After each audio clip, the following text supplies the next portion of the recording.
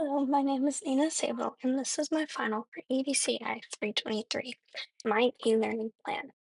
The grade level that I have chosen to focus on for this project is third grade. Staying engaged.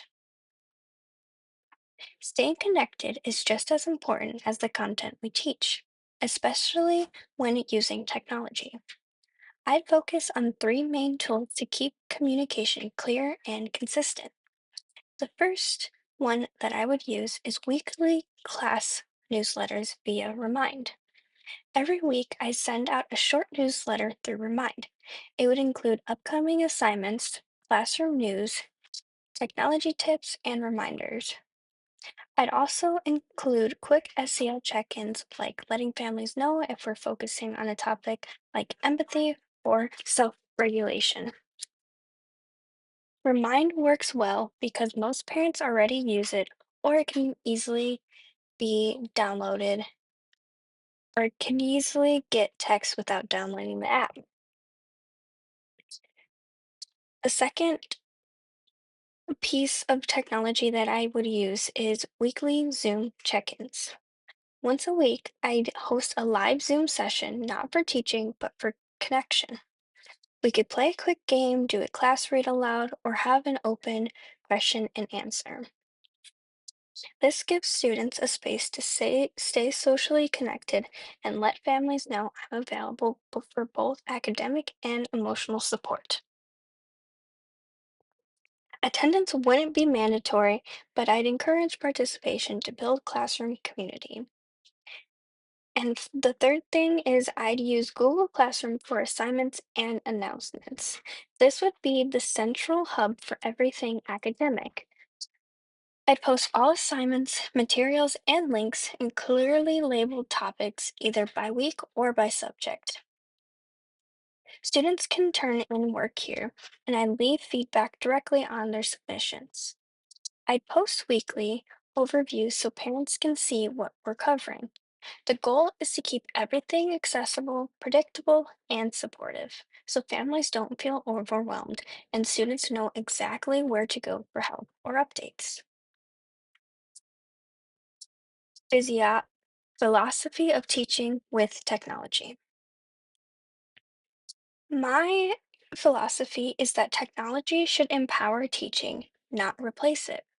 I still want to be one building, I still want to be the one building relationships, guiding thinking, and helping students grow. Technology isn't the focus, it's just a tool to support that work. I also believe in giving students choice. When they can decide how they learn or how to show what they know, they're more engaged. That's why I use tools that allow for creativity and voice, like Flipgrid, Seesaw, or Google Slides, or even Canva. And one of the biggest benefits of technology is how it supports differentiation and access. Some students need audio versions of text, others need extra visuals or built-in support. Technology makes it easier to meet those needs without signaling students out. It also gives families flexibility. If a student misses a lesson, they can rewatch a recording or complete work on their schedule. It's not just even if a student misses a lesson, it could even go as far as if a student didn't understand the lesson and they need to rewatch it and now they have it accessible to them. To guide how I teach, I will follow the SAMR model.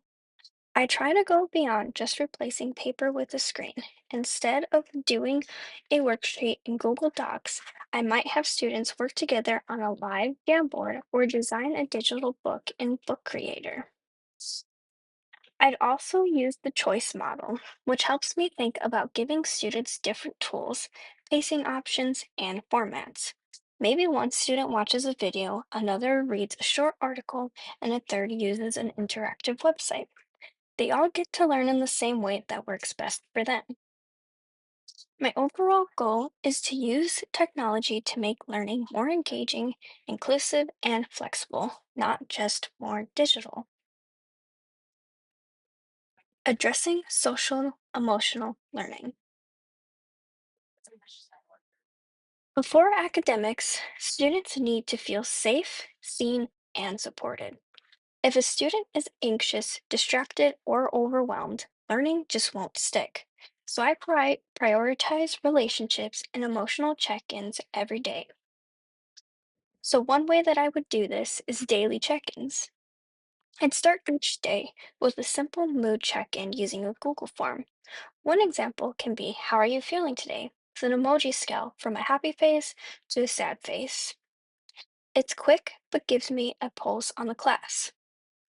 If someone marks a low mood, I'd follow up privately, either through a message, a quick one on one chat, or a Zoom check in if we're remote. It's not about fixing everything, but showing students they're not alone.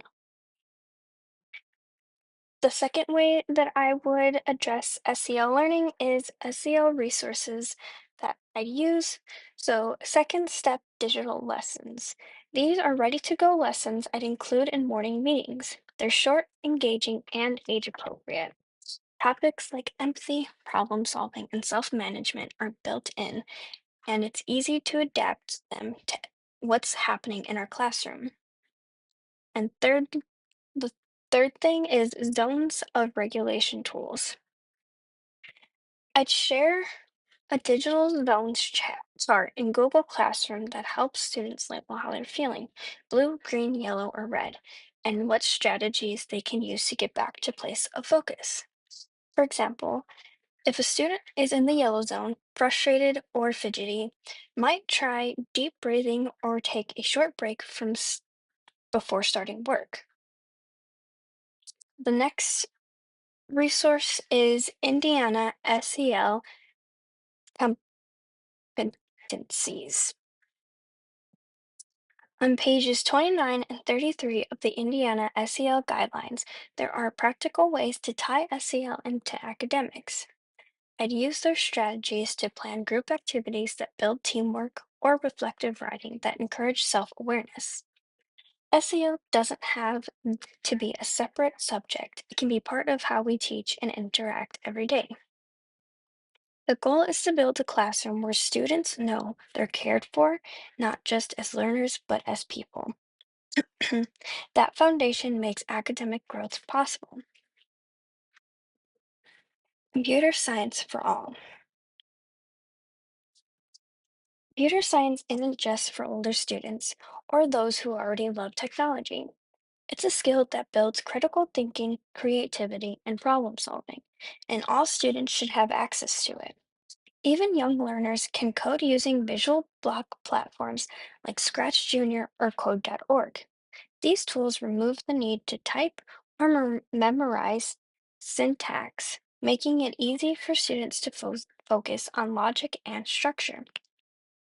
They build confidence while helping students learn to break down problems, test solutions, and adjust when things don't work. In third grade, for example, I'd use Code.org's Express course. It's designed for beginners and only takes about 15 minutes a week. It's a low pressure way to introduce core computer science skills while reinforcing concepts like sequencing and patterns from the math curriculum. These lessons can also be posted in Google Classroom so students can revisit them at their own pace. Computer science can also be integrated across subjects. In reading, students might use Scratch to animate a story they wrote or create a visual retelling of a book chapter. In science, they could build a digital model of the water cycle or create an interactive diagram of a plant's life cycle. These kinds of excuse me, these kinds of cross-curricular projects let students apply coding in creative and meaningful ways, helping them show what they know in different formats. The point isn't to turn every student into a computer programmer. It's to give them the tools and opportunities to think critically, solve problems, and express themselves using technology they can understand and enjoy.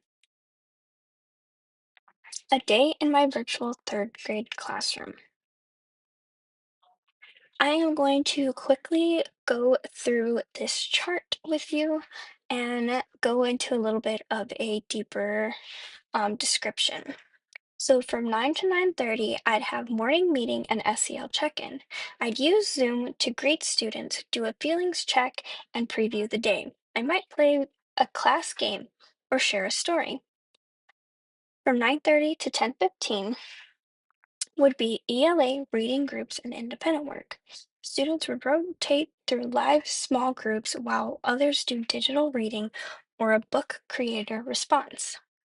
From 10:30 to 11:15, I'd have math instruction live. We'd use Zoom and a digital whiteboard like whiteboard.fi for guided problem solving. I'd use virtual manipulatives. From 12:30 to 1, science interactive video plus responses. I design a short edit puzzle video on a science topic with embedded questions. Then students complete a journal entry on Google Docs.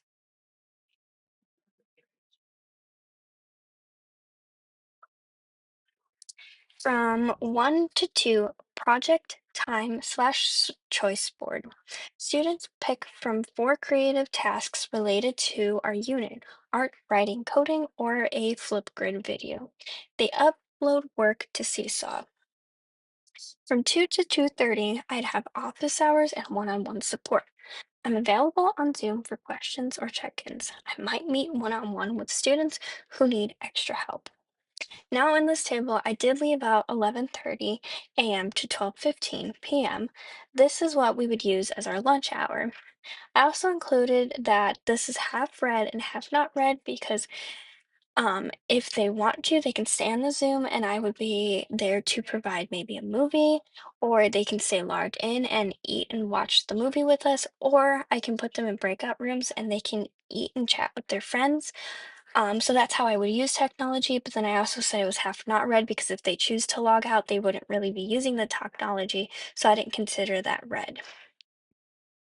So this sample day follows Indiana's continuous learning guidelines for grades 3 through 5, which recommend around 90 minutes of learning per day, broken into manageable chunks.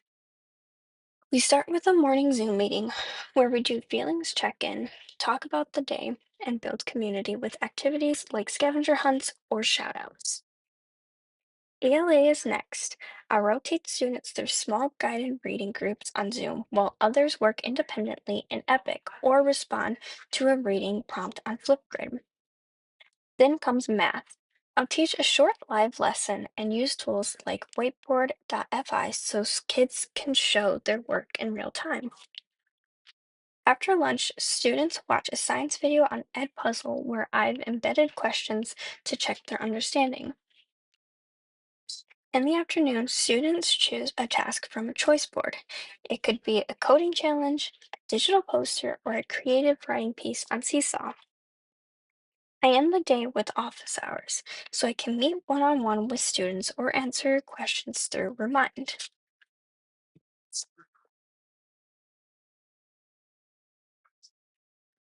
So these are the resources I use to create the class schedule.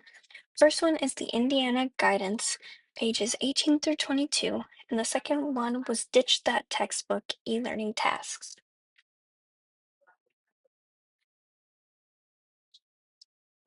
Continuing on a day in my virtual third grade classroom, here is a breakdown of tools and strategies for each subject. I keep lessons short, clear, and interactive. Reading and combine small group Zoom meetings with independent digital readings. Students might record themselves reading or create a book review on Flipgrid. In math, I demonstrate problems live and have students solve them on their screens using a digital whiteboard. I also include optional math games for extra practice. For science, I use interactive videos on Edpuzzle so that I can check for understanding, then have students reflect in a digital journal. To close the day, students get to choose from different creative tasks that connect to what we're learning. These options give them ownership, tap into different strengths, and keep things fun and flexible. My goal with online and tech-supported learning is simple. I want it to feel supportive, flexible, and inclusive for every student. That means creating a space where kids don't just feel com- where kids just where kids don't just complete tasks, they feel seen, heard, and successful, even when they're not in a physical classroom. Learning remotely shouldn't mean learning alone. I committed to keeping families in the loop so they know what's going on and how to help them at home. I use technology tools in thoughtful ways, not just for the sake of using them, but to improve access, give students choice, and meet a variety of needs. That includes building in regular SEL check-ins, offering multiple ways for students to engage with content, and always being available for questions or support. At the center of everything I plan is the belief that relationships come first. If students feel cared for, they'll be more willing to try, take risks, and grow. That's what I want for them, whatever they're learning in person or from a screen. Thank you.